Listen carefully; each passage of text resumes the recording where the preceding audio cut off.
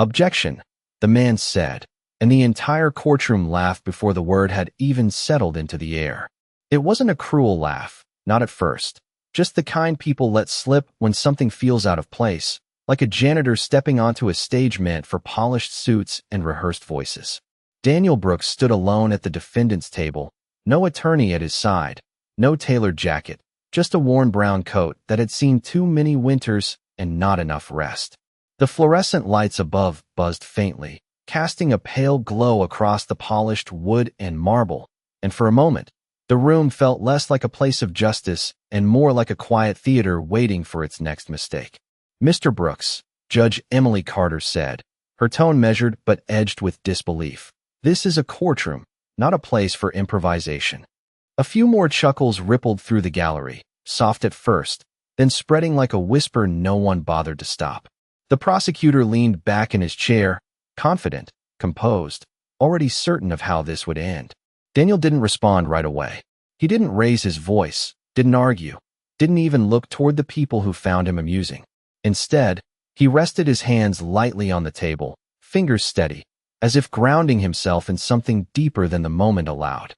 "I understand, Your Honor," he said quietly, his voice calm enough that it didn't compete with the room, but somehow carried through it. "I'm not here to perform." That should have been the end of it. It should have confirmed what everyone already believed, that he was out of his depth, a man trying to stand in a place that required years of schooling, connections, and power he clearly didn't have. But there was something in the way he stood, something in the stillness of his posture, that didn't quite match the story the room had already written for him.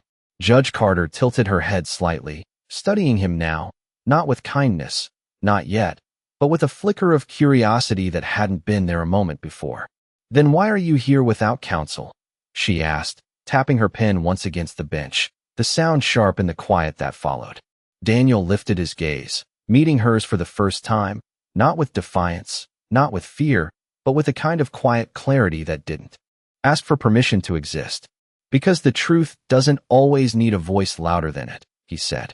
Somewhere in the back row, a chair creaked as someone shifted, the laughter fading not because it was silenced, but because it no longer quite fit. The prosecutor exhaled through his nose, amused but impatient, as if eager to move past what he saw as a minor inconvenience.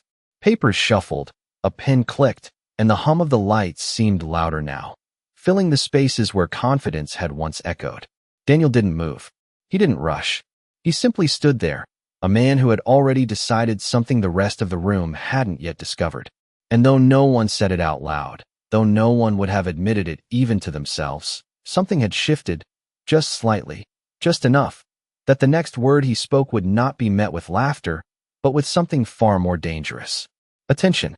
The prosecutor rose with a confidence that did not need to announce itself, the kind built over years of easy victories and predictable outcomes, his polished shoes clicking softly against the hardwood as he stepped into the center of the room. "Your Honor," he began, smooth and measured, "what we have here is not a complicated matter." He turned slightly, just enough to include the jury in his orbit, his voice carrying with practiced ease. "This is a case of unlawful entry and attempted theft, supported by witness testimony, physical evidence, and clear intent." A few jurors nodded almost unconsciously, drawn into the rhythm of certainty, the comfort of a story that had already been decided for them. Papers shifted as he lifted a thin folder, tapping it lightly against his palm. The defendant was found at the scene, late at night, inside a vehicle that did not belong to him, tampering with its internal wiring. He paused, letting the words settle like dust in still air. When approached by law enforcement, he fled. Another pause, longer this time, his gaze sweeping across the room as if to measure agreement. And when apprehended, he offered no explanation that could reasonably justify his actions. A quiet murmur moved through the gallery, not laughter this time, but something closer to acceptance. The story was simple. Simple stories were easy to believe. Judge Carter watched without interruption, her pen moving in short, deliberate strokes across a yellow legal pad, though her eyes flicked up more often than before, drawn not to the man speaking, but to the one who was not. Daniel Brooks remained still at his table, hands folded loosely, his expression unchanged, as if the weight of the accusations did not press on him the way it seemed to press on everyone else. The prosecutor closed the folder with a soft snap. The state will demonstrate that Mr. Brooks had both the opportunity and the intent to commit this crime. He turned toward Daniel now, a faint smile touching the corner of his mouth, not cruel, just certain. And that his presence there was no accident. The room felt smaller somehow, the air heavier, as if the conclusion had already been reached and all that remained was the formal acknowledgement of it. Judge Carter set her pen down and looked toward Daniel again, her voice steady but edged with expectation. Mr. Brooks, you have heard the charges and the summary presented by the state. Do you wish to respond at this time? A brief silence followed, not long, but long enough to notice. Daniel lifted his head slowly, his eyes moving from the judge to the jury, not searching for sympathy, not asking for belief, simply acknowledging their presence as if they mattered in a way the room had not yet decided. Only this, Your Honor, he said, his voice even, unhurried. A list of claims does not make them true. The prosecutor exhaled sharply through his nose, almost a laugh, and a few heads in the gallery shifted again, uncertain now, caught between the comfort of the narrative they had been given and the quiet refusal of the man who stood alone against it. The lights overhead continued their faint, constant hum, and somewhere in that sound, subtle and steady, the balance in the room began to lean, not dramatically, not all at once, but just enough that certainty no longer felt quite as solid as it had a moment before. The clerk called the first witness, and a uniformed officer stepped forward with a posture that suggested certainty had always been on his side, his shoes echoing lightly as he took the stand and raised his hand to swear the oath. State your name for the record, the prosecutor said. Officer Ryan Daniels, he replied, his voice firm, practiced, the kind that had repeated the same story enough times to believe it without question. The prosecutor nodded, pacing slowly in front of the jury. Officer Daniels, can you tell us what you observed on the evening in question? The officer straightened slightly. I was on patrol near the Edgewater apartments around 10:30 at night when I noticed the defendant crouched beside a vehicle. He appeared to be manipulating something under the dashboard. The prosecutor tilted his head, guiding him forward. And what did you do next? I approached. When he saw me, he ran. A few jurors exchanged glances, the narrative tightening, becoming more complete, more comfortable. The prosecutor smiled faintly, satisfied. No further questions. Judge Carter turned her gaze toward Daniel, her expression neutral but watchful now. Mr. Brooks, you may cross-examine. For a moment, Daniel did not move. Then he rose, slow and deliberate, not rushed, not hesitant, simply steady, as if each step had already been decided long before he took it. He walked toward the stand, his hands relaxed at his sides, his eyes fixed not on the room, but on the man who had just spoken. Officer Daniels, he began, his voice calm, almost conversational. You said you saw me from outside the vehicle, correct? Yes. From how far away? The officer paused briefly. Approximately 20 feet. Daniel nodded once, as if confirming something only he understood.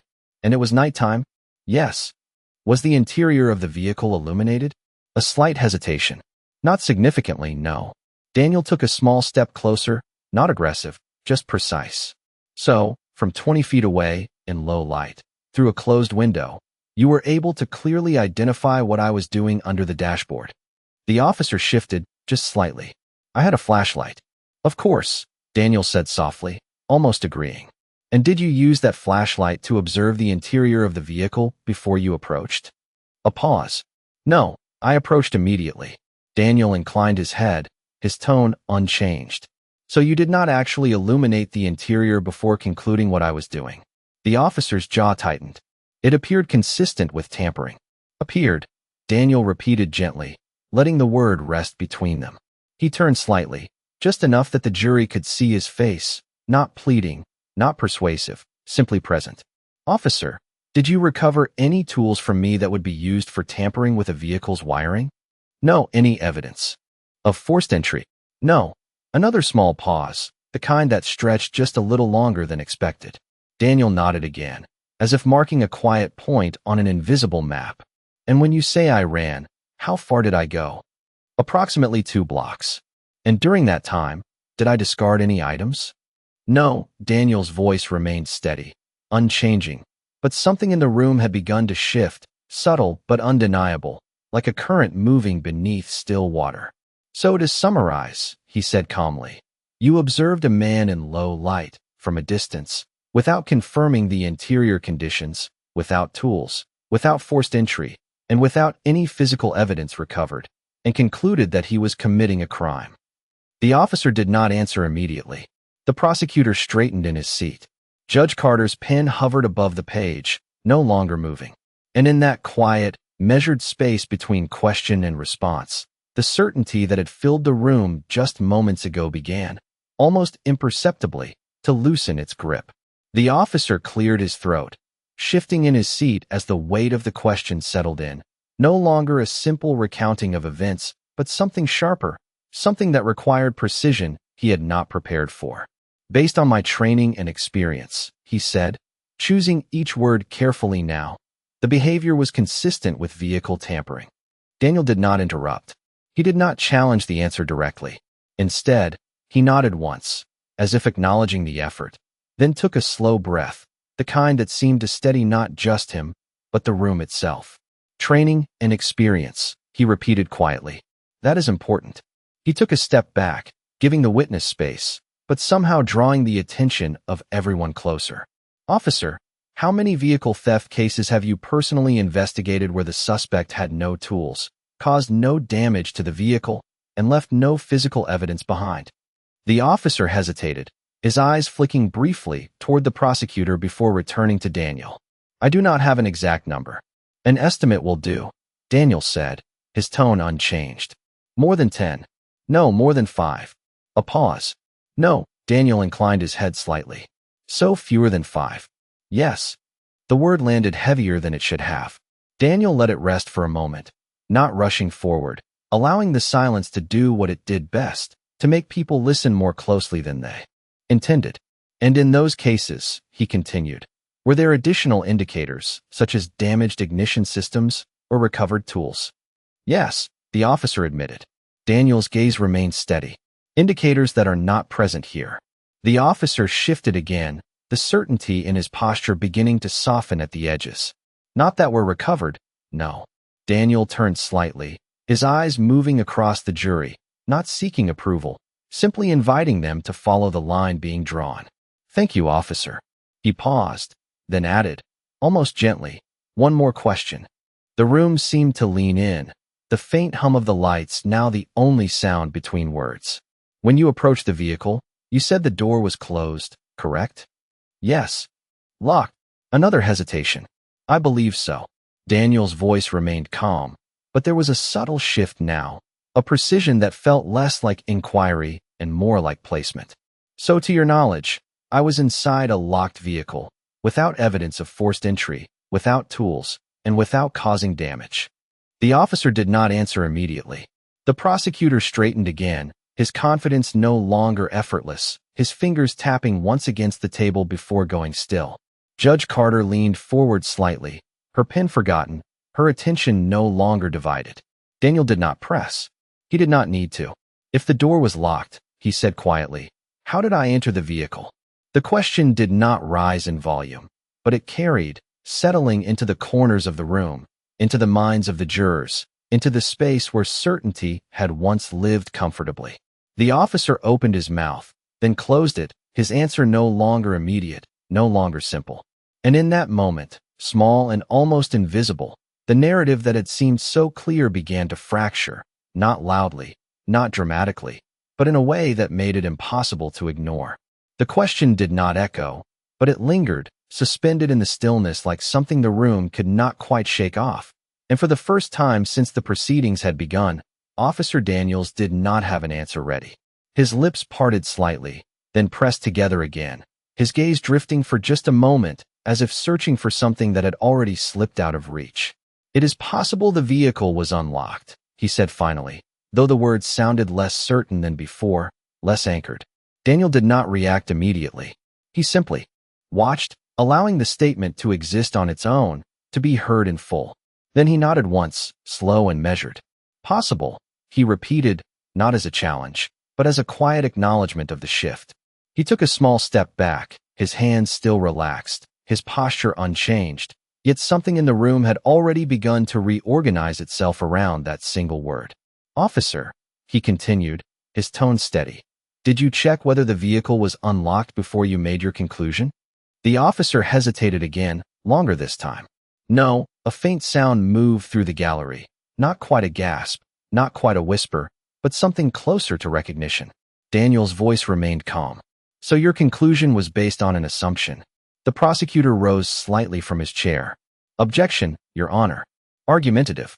Judge Carter did not answer immediately.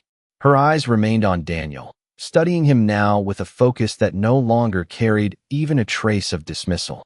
"Overruled," she said after a brief pause. "The witness may answer." The officer shifted again, his earlier confidence now reduced to something more careful, more guarded. It was an informed conclusion. Daniel inclined his head, accepting the distinction without resistance. "Understood."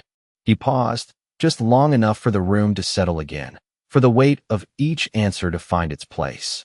"One last point, officer." His voice softened slightly, not weaker, but more precise. "You stated that I fled when you approached." "Yes." "At that moment, had you identified yourself verbally as law enforcement?" The officer blinked once. "I was in uniform." "That was not my question," Daniel said gently, not interrupting, but guiding. "Did you verbally identify yourself before I moved away from the vehicle?" Another pause. "No," Daniel nodded again, his expression unchanged, but the pattern now unmistakable, each question not standing alone, but connecting, building, revealing something that had not been obvious at first glance. He turned slightly toward the jury, not addressing them directly, but including them in the space between words. "So from my perspective," he said quietly, "a person approached in low light, without identifying themselves, while I was near a vehicle that, by your own admission, you did not confirm was locked." The officer said nothing. He did not need to. The silence carried more weight than any answer could have. The prosecutor's earlier certainty had faded into a tight stillness, his fingers now resting flat against the table, no longer tapping, no longer relaxed. Judge Carter leaned forward slightly, her gaze fixed on Daniel in a way that had shifted entirely from the beginning of the trial, no longer assessing a man out of place, but observing someone who understood exactly where he stood. Daniel let the moment breathe, did not rush to fill it, did not press for more. He simply nodded once more. No further questions. And as he stepped back toward his table, the room did not return to what it had been. The laughter was gone, replaced by something quieter, something sharper, as if every person present had begun to realize, all at once, that the story they thought they understood was no longer holding together the way it once had. The courtroom did not return to motion right away, as if something invisible had passed through it and asked everyone to wait, just long enough to notice what had changed. The prosecutor cleared his throat, a small sound that carried more weight than it should have, and stepped forward again, though this time his confidence felt more deliberate, less effortless. "The state calls its next witness," he said, his voice steady, but lacking the earlier ease that had once filled the room. A woman in her late 40s approached the stand, her posture composed, her expression careful, the kind of composure that came from wanting to be believed. "Please state your name," the prosecutor said. "Margaret Ellis," she replied. He nodded. "Ms. Ellis, are you the registered owner of the vehicle in question?" "Yes." "And on the night of March 3rd, was your vehicle located at the Edgewater Apartments?" "Yes."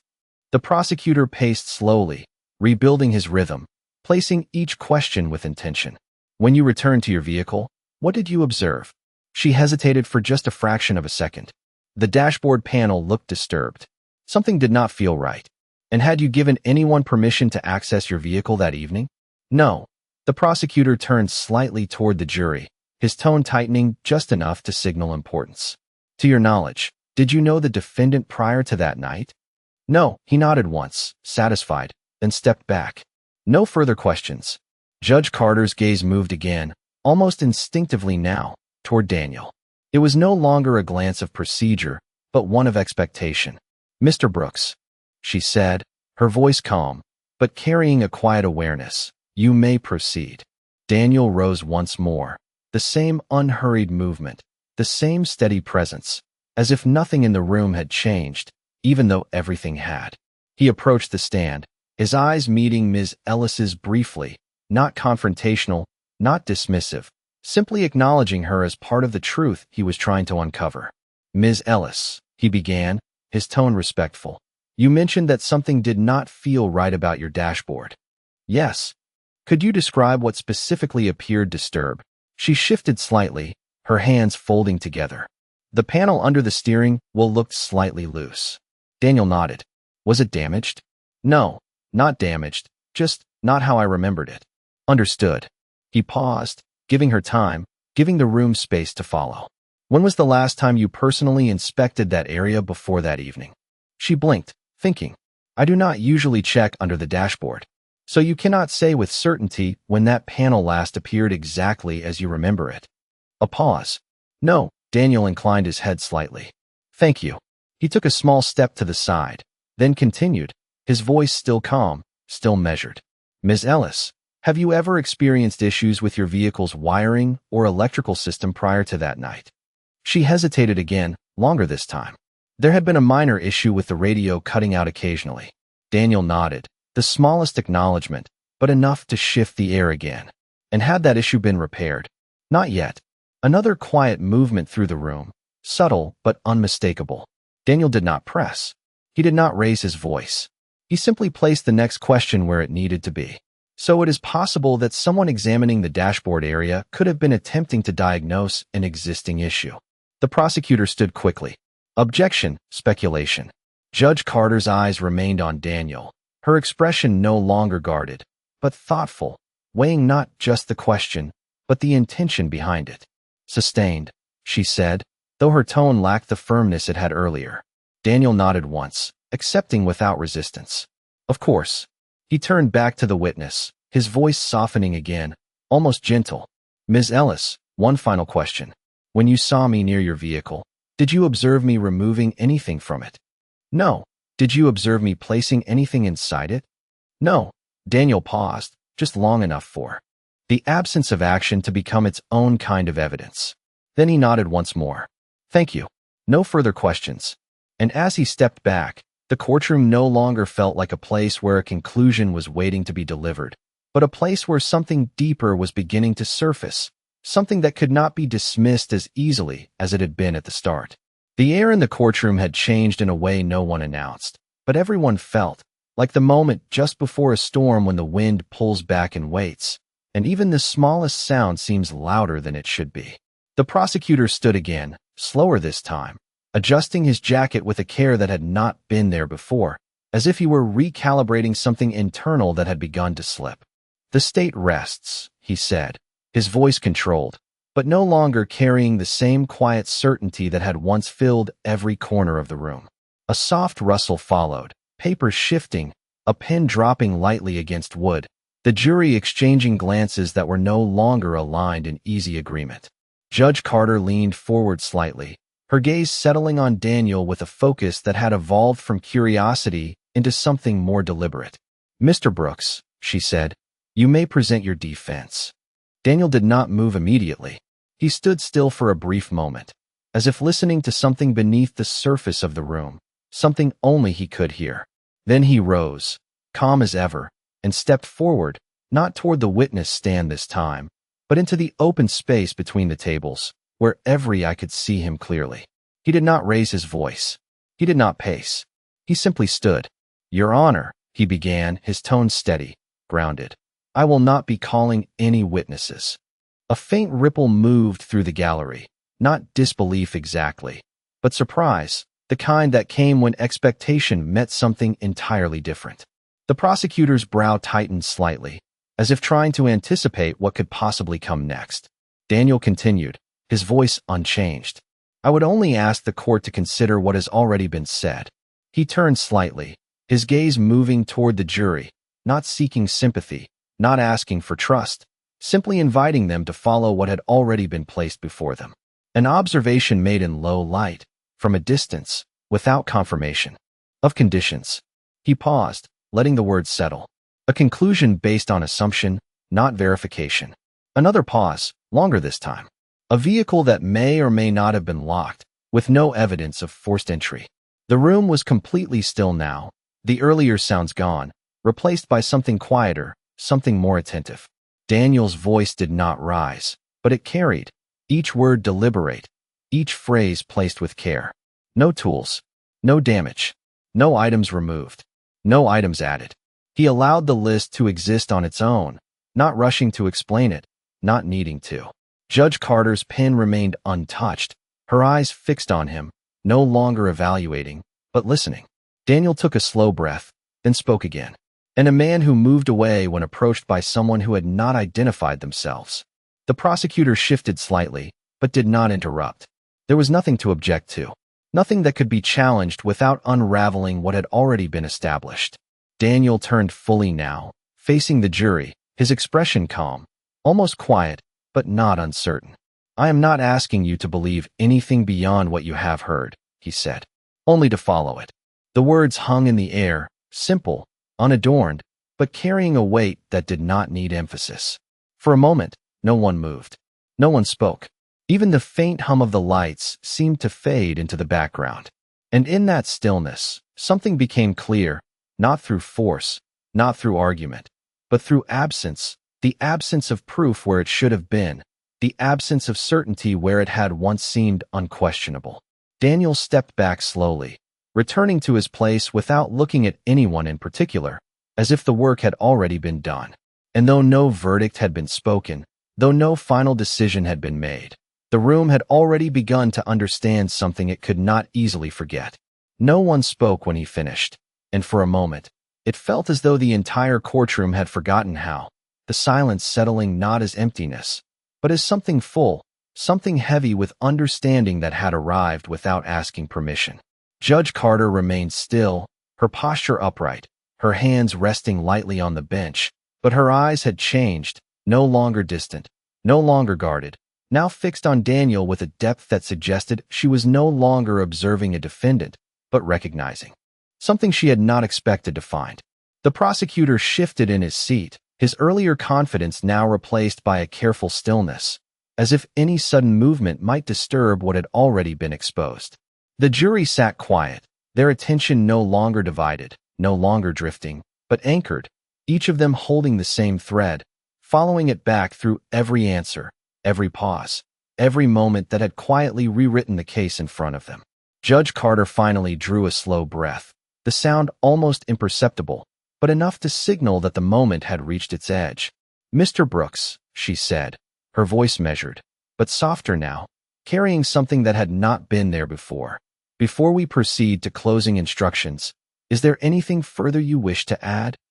Daniel stood again, not hurried, not hesitant, just steady, as if the question had already been answered long before it was asked.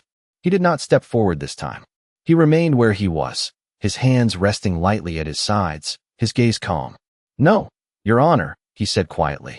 Then, after a brief pause, he added, only that the truth does not become stronger when it is spoken louder. It becomes clear when it is not forced.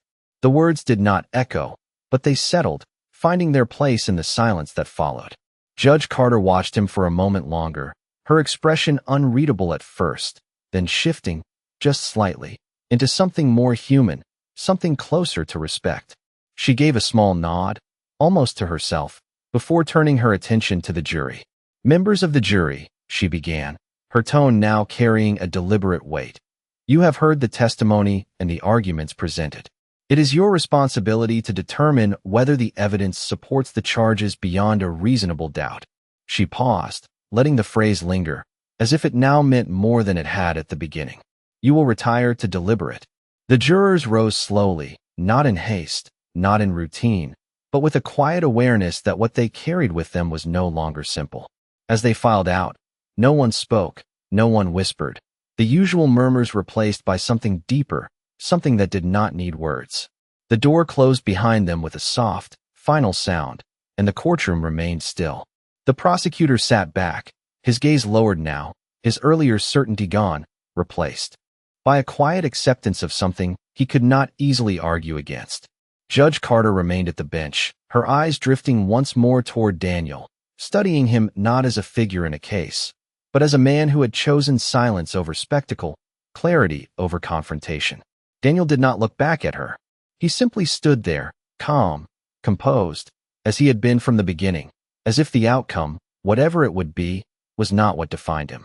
And in that stillness, in that absence of noise, the room held a truth that no one could deny, not because it had been declared, but because it had been revealed, piece by piece, until there was nothing left to question and nothing left to say.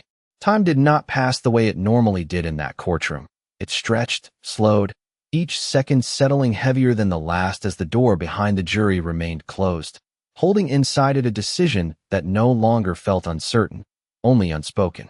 Daniel Brooks stood exactly where he had been, unmoving, his presence quiet but unwavering, like a man who had already accepted whatever truth would come, not because he expected victory, but because he had already lived with something deeper than it. The prosecutor sat with his hands folded now, no longer arranging papers, no longer preparing arguments, his gaze lowered as if replaying each moment that had led to this silence, each answer that had slowly dismantled what once seemed solid. Judge Emily Carter remained at the bench, her posture composed, but her eyes distant for a brief moment, not detached, but reflective, as though she, too, was tracing the path that had brought them here, step by careful step. Then, at last, the door opened. The sound was soft, almost respectful, and the jurors returned, not hurried, not uncertain, but steady, their expressions composed in a way that did not need explanation. The four persons stood, a folded paper in hand, and the room rose with them, the quiet now absolute, complete. Judge Carter nodded once. Has the jury reached a verdict? The foreperson met her gaze. Yes, Your Honor. The paper was handed to the clerk, who read it silently before passing it forward. Judge Carter unfolded it slowly, her eyes moving across the words, and for a brief moment, something in her expression shifted, not surprise, not doubt, but recognition. She looked up. In the matter before this court, she began, her voice clear, measured, carrying to every corner of the room. The jury finds the defendant, Daniel Brooks, not guilty on all charges. The words did not explode into the room. They settled into it, firm and undeniable, and for a moment, no one reacted, as if the truth required a second to be fully understood. Then the quiet deepened, not broken by applause, not disrupted by noise, but strengthened, as though everyone present knew that what had just happened did not belong to celebration, but to something more profound. The prosecutor exhaled slowly, leaning back in his chair, his earlier certainty replaced by a quiet acceptance that required no defense. Judge Carter's gaze returned to Daniel, and this time, there was no distance in it, no trace of earlier judgment, only respect, clear and unspoken. Mr. Brooks, she said, her tone softer now, carrying a weight that had not been there before. You are free to go. Daniel nodded once, not triumphantly, not dramatically, simply acknowledging the words as they were. He did not smile. He did not look around the room to measure the reaction. He gathered nothing, because he had brought nothing with him except himself. As he turned to leave, his steps were the same as when he had entered, steady, quiet, unhurried, a man unchanged by the noise around him because he had never depended on it. Near the door, he paused for just a fraction of a second, not to speak, not to look back, but as if allowing the moment to settle fully behind him. And in that pause, something became clear to everyone who had watched, something that did not need to be said out loud, that dignity does not rise when it is defended loudly.